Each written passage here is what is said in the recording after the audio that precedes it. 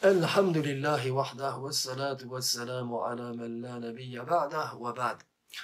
Un des traits les plus caractéristiques de la religion musulmane, de l'islam, est que cette religion, d'ailleurs cette religion dont Dieu nous a fait don, est qu'il s'agit de la religion du juste milieu, al-wasatiyya, qu'il s'agit de la religion de l'équilibre, al-adl. C'est ainsi que nous lisons tous dans le Coran, وكذلك جعلناكم أمة وسطا لتكونوا شهداء على الناس ويكون الرسول عليكم شهيدا. C'est-à-dire, en langue française, nous avons fait de vous la communauté du juste milieu, ummatan wasata, afin que vous soyez des témoins contre les hommes et que l'envoyé soit un témoin contre vous. Tous les commandements de la religion musulmane, les interdits, les ordres, se proposent un même objectif, mes frères et sœurs: garder en toute chose le juste milieu et établir entre toutes choses l'équilibre. Alors certains me demanderont peut-être ici ce que c'est que l'équilibre. Eh bien, je leur répondrai que l'équilibre, c'est se tenir éloigné de tout excès de zèle d'un côté, et c'est se tenir éloigné de tout manque de zèle d'un autre côté. C'est faire preuve de mesure en toute chose et se tenir le plus proche du juste milieu. Telle est la religion dont le Seigneur nous a fait don. Alors l'utilité de la religion est qu'elle inculque à l'homme la notion d'équilibre dans l'appréciation de ce qui est dû, de ce qui est dû à chacun comme de ce qui est dû à chaque chose. L'homme donc apprend de la religion comment donner à chaque chose ce qui lui revient de droit. Il apprend par exemple à donner à sa raison le droit et la nourriture intellectuelle qui lui sont dus. Il apprend par la religion à donner à ses sentiments le droit et la nourriture spirituelle cette fois-ci qui lui sont dus. Il apprend à donner à son corps et à ses instincts le droit et la nourriture matérielle qui leur sont dus. Bref, on peut dire encore comme ça que bien il apprend à donner à la société les droits civiques qui lui sont dus. Quoi qu'il en soit, l'homme, comme on le voit, apprend comment mesurer toute chose à l'aune de la religion et comment juger toute chose d'après la religion afin de toujours tenir la balance juste et ne jamais la faire pencher d'un côté plutôt que l'autre. Tel est, tel est l'islam que le Seigneur nous a donné en cadeau. Mais la question que je pose ici est la suivante: est-ce que nous autres, les musulmans, appliquons l'islam de cette façon? Le problème d'un grand nombre de musulmans, et quand je dis d'un grand nombre de musulmans, je ne veux pas dire ces musulmans dévoyés qui se sont détournés de la religion, mais je veux parler des musulmans pratiquants qui suivent, qui observent la religion. Eh bien, le problème de ces musulmans, de cette catégorie de musulmans, est que euh, ils veulent choisir parmi les pratiques de l'islam celles qui leur conviennent, celles qui s'accordent avec leur passion, celles qui se concilient avec leurs caprices et négligent totalement le reste. Or, en agissant ainsi, eh bien, ils passent d'un extrême à l'autre. Ainsi, par exemple, certains musulmans veulent choisir parmi les préceptes décidément de l'islam uniquement ceux qui concernent les pratiques cultuelles, al-ibad, comme la prière, le jeûne, l'aumône légale, le pèlerinage, etc. Et négligent totalement les préceptes qui touchent à la morale, comme le savoir-vivre, comme la bonne éducation, comme l'honnêteté, comme l'intégrité, et j'en passe. Or, en faisant cela, ces musulmans poussent les choses à l'excès. Ils dépassent la mesure, ils s'éloignent du juste milieu voulu par le Seigneur. D'autres musulmans, au contraire, veulent prendre de préférence parmi les commandements de la religion ceux qui concernent spécifiquement la morale et négligent totalement les commandements qui concernent le culte à l'ibad. Or, en se comportant de la sorte, eh bien ce second groupe de musulmans lui aussi crée une situation inacceptable, s'éloigne de l'équilibre des valeurs voulues par le Seigneur. Un troisième parti de musulmans veut choisir entre les prescriptions de l'islam uniquement celles qui leur donnent des droits et rejette celles qui leur imposent des devoirs. Ce troisième groupe de musulmans également, comme les deux premiers, dépasse les bornes et s'éloigne de la juste mesure voulue par la religion. Non, mes frères et sœurs, ce que veut l'islam, c'est que l'on considère la religion comme un tout, une unité dont toutes les parties sont en harmonie. Rejeter une partie au profit d'une autre, c'est corrompre la religion, c'est altérer l'islam. Choisir une partie de la religion au détriment d'une autre, c'est altérer l'islam. Le culte de l'islam est indissociable de la morale de l'islam.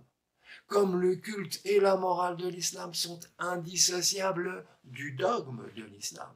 Ainsi, le musulman, mes frères et sœurs, doit savoir que le Dieu qui ordonne d'observer la prière quand il dit wa aqimus salah, qui ordonne d'observer le jeûne quand il dit kutiba alaykumus siyam kama kutiba alal ladina min qablikum, qui ordonne de faire l'aumône quand il dit wa adduz zakat, qui ordonne de faire le pèlerinage quand il dit walillahi ala nasi hajjal bayti liman istata'a ilayhi sabila, est ce même Dieu qui commande d'observer les bonnes mœurs, qui commande d'observer la morale lorsqu'il dit oui, Dieu ordonne la justice, la bienfaisance, la libéralité envers les proches parents, il interdit la turpitude, il interdit les actes répréhensibles et la rébellion.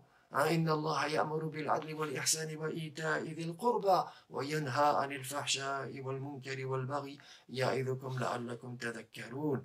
C'est ce même Dieu qui commande de professer la foi de l'islam lorsqu'il dit فَاعْلَمْ أَنَّهُ لَا إِلَهَ إِلَّا اللَّهُ.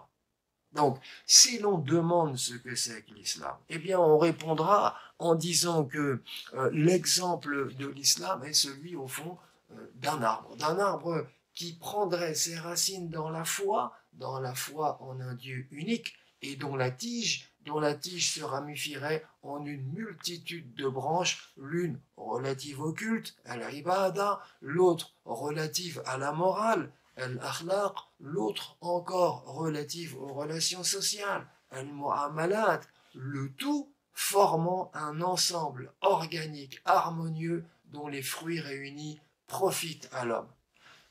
Et à partir de là, eh bien je dis ceci, couper une branche de cet arbre pour en avoir le fruit serait une folie, car cela reviendrait au fond à supprimer une source de profit durable pour un avantage au fond immédiat.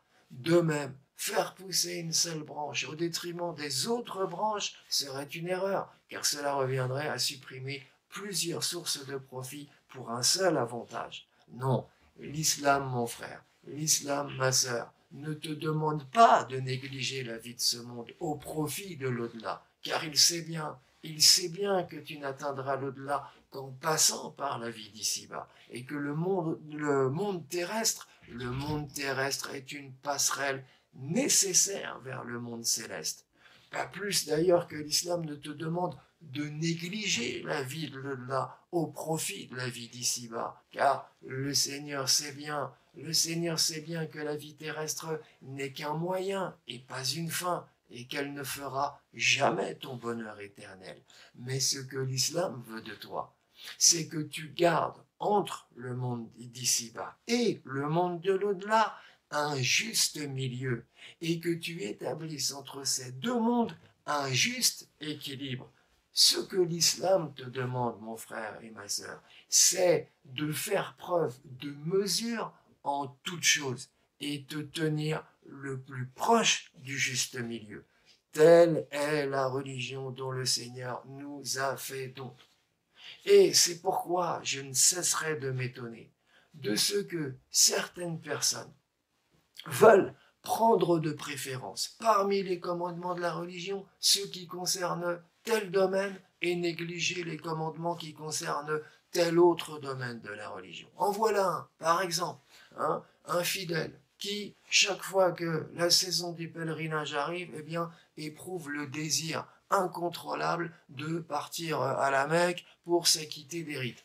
Alors que ces enfants, qui donc sont sous son toit, ont besoin de se marier, ne trouvent pas de quoi assumer les dépenses du mariage. Ces enfants lui font peut-être des allusions en ce sens, mais l'amour de notre homme pour le pèlerinage, à ce qu'il prétend en tout cas, lui défend de les écouter et de donner suite à leurs demandes. Et je demande, mais quel genre de pratique de la religion est-ce là? Comment cet individu peut-il croire que ces pèlerinages répétés satisfont le Seigneur alors que ses enfants, par exemple, sont dans le besoin? En voilà un autre exemple, qui répète à qui veut l'entendre la parole du prophète sallallahu alayhi wa sallam, innama bu'ithtu li utammima makarim al-akhlaq. J'ai été suscité aux hommes pour parfaire leurs mœurs. Et le voilà, notre homme qui philosophe en disant à quoi bon la prière, à quoi bon le jeûne, à quoi bon le pèlerinage, à quoi servent tous ces actes du culte, sinon à parfaire nos mœurs. Par conséquent, peu importe, nous dit donc cette personne, que nous observions ou non la prière, que nous observions ou non le jeûne, qu'on fasse ou non le pèlerinage, car ce qui compte, nous dit cet homme, c'est d'avoir de bonnes mœurs. Mais quel genre de philosophie est-ce là? Et comment cet homme peut-il croire que la pratique des bonnes mœurs dispense de la pratique du culte de Dieu? Certes, la prière, le jeûne, le pèlerinage ne sont qu'un moyen, on est bien d'accord pour le dire, et pas une fin. Mais comme chacun sait, qui veut la fin veut les moyens. Autrement dit, celui qui veut atteindre son but doit s'en donner les moyens. Or, le moyen d'avoir des bonnes mœurs, mes frères et sœurs, c'est d'observer la prière, c'est d'observer le jeûne, c'est de faire le pèlerinage et toutes les autres pratiques du culte qui découlent de la religion. Non, l'islam est un tout dont les parties sont en harmonie.